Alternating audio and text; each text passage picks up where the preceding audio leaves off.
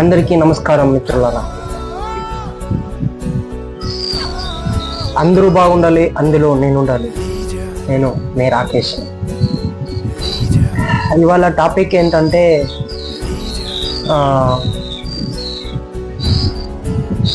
మనము ఒక కొద్ది రోజులకి పూర్వము స్వతంత్ర దినోత్సవం జరుపుకున్నాం కదా. సో నాకెందుకో మన చరిత్ర అందరూ చెప్తున్నారు, బట్ నాకు ఏదో కొద్దిగా నా ఉత్త భక్తి సాయంగా నేను కూడా కొద్దిగా చెప్పాలని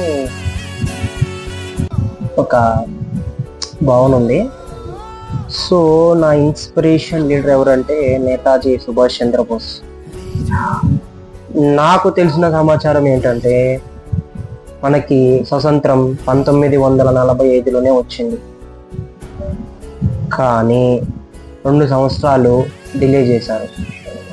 అది అందరికీ తెలుసు. నాకు తెలిసినంత వరకు చాలామంది యూట్యూబ్లో చాలామంది ఆల్రెడీ చెప్పున్నారు దాని గురించి. సో నేను ప్రత్యేకంగా చెప్పాల్సినంత అవసరం లేదు, బట్ నాకు తెలిసినంత వరకు నేను కూడా చెప్తాను. ఏంటంటే నేతాజీ సుభాష్ చంద్రబోస్ వల్లనే మనకి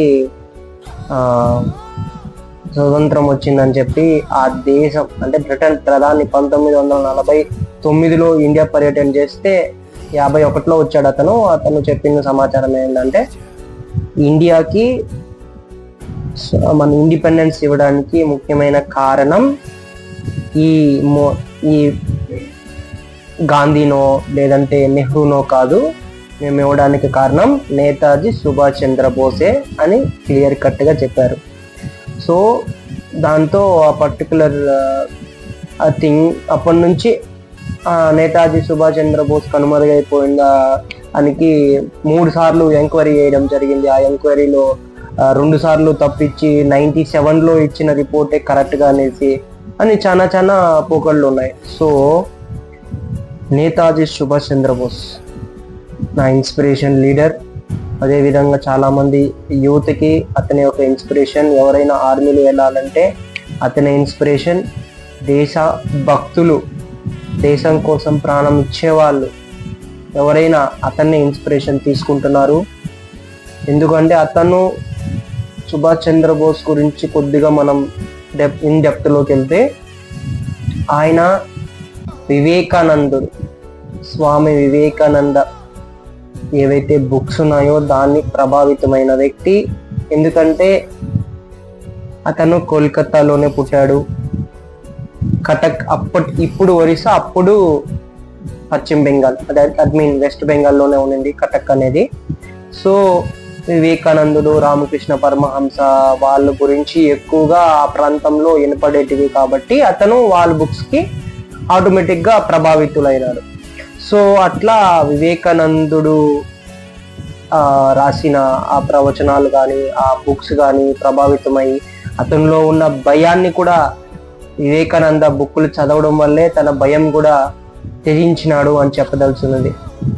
సో అట్లా తను ప్రభావితమయ్యి ISW అంటే ఇప్పుడు IAS పరీక్ష ఏ విధంగా ఉంటుందో అప్పుడు ISW అనే ఒక పరీక్ష ఉండేది. సో ICW అనే పరీక్ష ఉండేది. అది బ్రిటన్లోకి వెళ్ళే చదవాలి. వీళ్ళు సుభాష్ చంద్రబోస్ వాళ్ళ నాన్నగారికి వాళ్ళ అమ్మగారికి 14 మంది సంతానం. అందులో ఇతను చిన్నవాడు. సో ఇతని మీద ఒక అన్న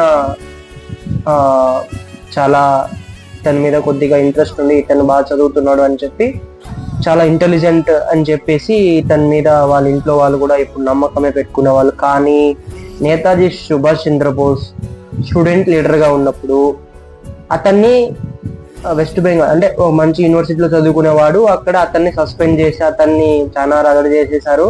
సో దాంతో మళ్ళీ అతను ఈ చదువు అంతా మనకు అవ్వదు, ప్రజాసేవకే వచ్చేద్దాం అనేసి ప్రజాసేవలోకి అనుకున్నప్పుడు ఒక క్రిస్టియన్ కాలేజ్ ఏదో అతనికి మళ్ళీ విద్యాభ్యాసం అభ్యసించేదానికి అవకాశం ఇవ్వడం, అక్కడ తను డిగ్రీ కంప్లీట్ చేసుకోవడం, అయిన తర్వాత మెరిట్లో పాస్ అవడం, అదేవిధంగా వీళ్ళ అన్నగారు ICWకి అక్కడ వెళ్ళడం, పంపించడం జరిగింది బ్రిటన్కి. అక్కడ ఇతను వెళ్ళడం, అది 1.5 year అంటే చరిత్రలో ఎవ్వడు ఏ మనిషి కూడా సంవత్సరంలో కంప్లీట్ చేయగలిగితే గొప్ప అనేవాళ్ళు. అట్లాంటిది ఇతను 6 నెలల్లో కంప్లీట్ చేసి ICWని క్లియర్ చేశాడు. సో అది చాలా వండర్ యాక్చువల్గా. సో అప్పటికి ICW అంటే ఒక గవర్నర్, ఒక రాష్ట్రానికి అప్పుడు బ్రిటన్ ప్రభుత్వంలో ఒక గవర్నర్, అటర్నరీ జనరల్స్ ఎవరైతే ఉన్నారో వాళ్ళంటూ ICW పరీక్షని క్లియర్ చేసిన వ్యక్తులు. సో అటువంటి పరీక్షని క్లియర్ చేసి వచ్చాడు. అయినా కానీ అతను చేయలే, అతను ఆ జాబ్ అని జాయిన్ అవ్వాలి. అతనికి ఫస్ట్ నుంచి వీళ్ళు మన దేశంలో ఉండి మనల్ని బానిసలుగా చేశారని అతనికి మెచ్యూరిటీ వచ్చిన తర్వాత అతను చూసి ఆశ్చర్యపోయాడు. అతను ఎప్పుడు పేదలకి సేవలు చేసేవాడు, ఎక్కడ పట్టినా ఎవరు అంటే అతను వివేకానందుడికి ఎట్లా అయ్యాడు కదా. సో ఎక్కడైతే పేదలుగా కష్టాలు పడుతూ ఉంటారో అక్కడ పోయి మనం పనిచేస్తే దేవుడు వాళ్ళల్లో ఉన్నాడని అక్కడ పోయి పనిచేసేవాడు అనమాట. వాళ్ళకి సహాయం చేసేవాడు, అడుక్కునేవాడు. లిటరల్లీ చెప్పాలంటే అడుక్కొని వచ్చి పెట్టి వాళ్ళకి ఎత్తుకొని పెట్టేవాళ్ళు. సో అట్లా నేను సుభాష్ చంద్రబోస్ గురించి స్టడీ చేస్తున్నప్పుడు ఇలాంటివి కొన్ని బయటపడ్డాయి.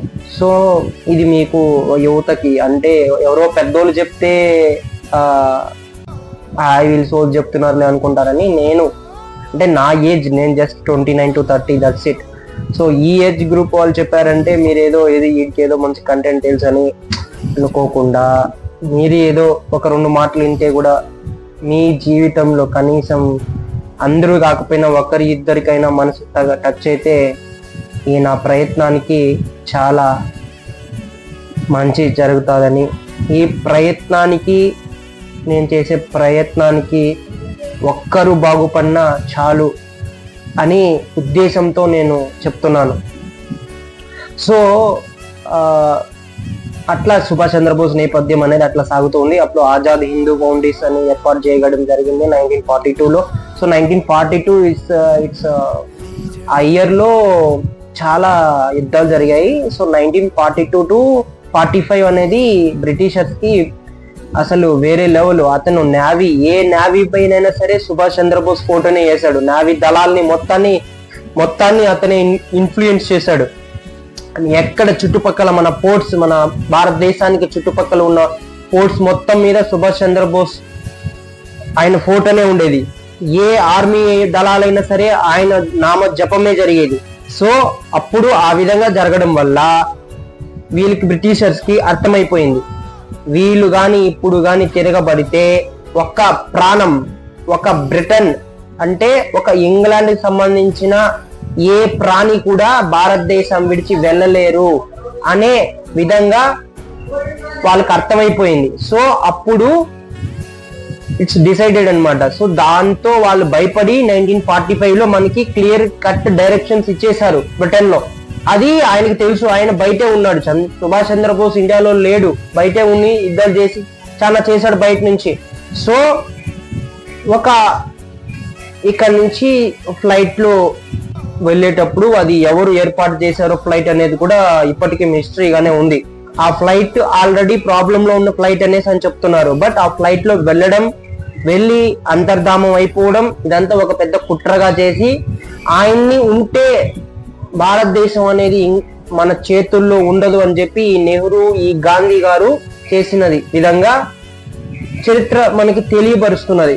అనేక పుస్తకాలు వీళ్ళు బైండ్ ఓవర్ చేసేసారు. అనేక పుస్తకాలు, ఒక పుస్తకం 2 పుస్తకాలు కాదు, అనేక పుస్తకాలను మీరు బైండ్ ఓవర్ చేసి చరిత్రలా కాకుండా ఒక ఏదో ఇతిహాసం లాగా ఏర్పాటు చేసేసి వీళ్ళు చెప్పిందే న్యాయం, వీళ్ళు చెప్పిందే అన్నట్టుగా మసిపూసి మారేడికాయ చేసేసారు. సో నేనేమంటానంటే అప్పుడు చేసిన దానికి ఇప్పుడు ఇప్పటికీ సుభాష్ చంద్రబోస్ డెత్ మిస్టరీ అనేది ఈ రోజుకి స్టిల్ క్వశ్చన్ మార్క్ మన ఇండియన్ గవర్నమెంట్ కి. సో ఇంత భద్రతా వ్యవస్థ ఉన్నా కానీ ఈ రోజు 2014 నుంచి భద్రతా వ్యవస్థ అనేది చాలా పగడ్బందీగా ఏర్పాటు చేసుకున్నారు, చాలా పగడ్బందీగా జరుగుతుంది. మన గూఢాచారులు అంటే రా ఏజెంట్స్ ఎక్కడెక్కడైతే దేశాల్లో ఉన్నారో అవి కూడా ఇప్పుడు దేశ సంరక్షణ కోసం ఇప్పుడు బాగా పనిచేస్తున్నారు. అప్పుడు చాలా అంటే మీకు తెలీదు, సోక్రటిస్ అనే ఒక ప్రపంచ పనికిమాలిన వ్యక్తి చేతిలో మన భారతదేశం ఉంది ఇన్ని దినాలు అంటే మీరు నమ్ముతారా? ఎవరు నమ్మరు. నిజంగా ఎవడో ఒక ముస్లిం ఒక ముస్లిం చేతిలో, ఒక క్రిస్టియన్ చేతిలో మన భారతదేశం ఇన్ని రోజులు పరిపాలించబడింది. 75 సంవత్సరాలు నా భారతదేశానికి స్వతంత్రం వచ్చి, కానీ అందులో 65 సంవత్సరాలు వేరే వాడు ఎవడో, మన భారతదేశం వాడు కూడా కాదు, ఎవడో అక్కడ కంట్రోల్ చేస్తే ఇక్కడ పైకి, ఓన్లీ పైకి మాత్రమే వీళ్ళు భారతీయుల్ని ప్రేమిస్తున్నట్టు కపట నాటకాలాడి ఎన్నో లక్షల కోట్లు దోచుకొని ఎన్నో విధంగా. అందుకే మన భారతదేశం గత 15 సంవత్సరాలకు ముందు, అంటే 2014 ముందు వరకు డెవలపింగ్ కంట్రీ, కానీ ఇప్పుడు ఆ స్టేటస్ అనేది చేంజ్ అవుతూ ఉంది. ఇంకొక 10 సంవత్సరాల తర్వాత ఇదే గవర్నమెంట్ ఉంటే we are proud to say our country developed country, we will say that. అవునా? సో నేనేమంటున్నానంటే, ఈ ప్రస్తుతం ఉన్న పార్టీ ఒక మతానికో, ఒక ప్రాంతానికో, ఒక వర్గానికో, ఒక కులానికో సంబంధించిన పార్టీ కాదు. ఈ పార్టీలో కూడా ఏదైతే ఇప్పుడు భారత జనతా పార్టీ ఉందో, ఈ పార్టీ కూడా ముస్లిమ్స్ ఉన్నారు, క్రిస్టియన్స్ ఉన్నారు. కానీ ఏ ముస్లిము, ఏ క్రిస్టియన్ అయినా భారతీయుడిగానే వాళ్ళ మనసులో చొచ్చుకొని పోయి ఉన్నది. మీరు నమ్ముతారా? అప్పుడు 1940 అంటే మన నేతాజీ గారు ఏర్పాటు చేసిన ఆ సైనిక దళాలు ఏవైతే ఉన్నాయో, అందులో దాదాపు 14 మంది సైనిక కమాండర్స్ వాళ్ళు ముస్లిమ్స్. దేశ సంరక్షణ కోసం, దేశ ప్రాణాల కోసం వాళ్ళు సైతం ప్రాణం ఇచ్చే వ్యక్తులు వాళ్ళు. సో వీళ్ళు ఏదైతే పాలకులు ఎవరైతే పరిపాలించారో 2014 పూర్వం వరకు, వాళ్ళు కావాలని ఆ విధంగా దేశాన్ని చీల్చుకొని తిన్నారు. ఎవడో చేతిలో వాడెవడో ఎక్కడో ఉంటాడు, ప్రపంచ దేశాలని ఆదించేవాడు వాడు చేతిలో మన దేశం ఈ విధంగా ఇదైపోయింది. పేదలు పేదలుగానే ఉండిపోయినారు, కోటీశ్వరులు కోటీశ్వరులుగానే ఉండిపోయినారు, కానీ నలిగిపోయినారు. సో ఇప్పుడు ఏదైతే ప్రభుత్వం ఉందో, ఈ ప్రభుత్వం చేస్తున్న సంక్షేమాలు మీకు ఇప్పుడు తెలియవు. ఇదే ప్రభుత్వం ఇంకొక 10 సంవత్సరాలు ఉంటే మన దేశం ఎంత అభివృద్ధి చెందుతుందో తెలీదు. జిఎస్టి తీసుకొని వచ్చారు. జిఎస్టి కొంతమంది ఇప్పటికీ వ్యతిరేకంగానే ఉన్నారు, కానీ జిఎస్టి తీసుకురావడం వల్ల, అది ఇంకో డిఫరెంట్ టాపిక్, అది తర్వాత మాట్లాడదాం. బట్ ఇప్పుడు నేనేం చెప్పదలుచుకున్నానంటే, నేతాజీ సుభాష్ చంద్రబోస్ అనే వ్యక్తి వల్ల మనకి, ఈ యువతకి ప్రస్తుతం ఎంతో, ఆయన్ని ఒక ఇన్స్పిరేషన్ తీసుకొని ఎంతో మంది భారతదేశ ఆర్మీ వ్యవస్థలోకి ఎంతో మంది ప్రయాణం చేస్తున్నారు. వాళ్ళందరికీ నా సలాం. సో నేతాజీ సుభాష్ చంద్రబోస్ పాత్ర దాదాపు 100లో 70% అతని పాత్ర క్లియర్ కట్ గా కనిపిస్తుంది. నేను రీసెర్చ్ చేసిన దాని ప్రకారం, నేను ముఖ్యమైన కారణం చెప్పడానికి వచ్చిన దానికి ముఖ్యమైన కారణమే ఇది. నేతాజీ సుభాష్ చంద్రబోస్ కి ఎంత అన్యాయం జరిగిందో అని మీ ముందర తెలియపరచడానికి వచ్చాను. ఈ వీడియో ఒకవేళ వాళ్ళు చూస్తూ ఉంటే డిలీట్ చేసేయచ్చు. సో దానికి నేను బాధ్యుని కాదు.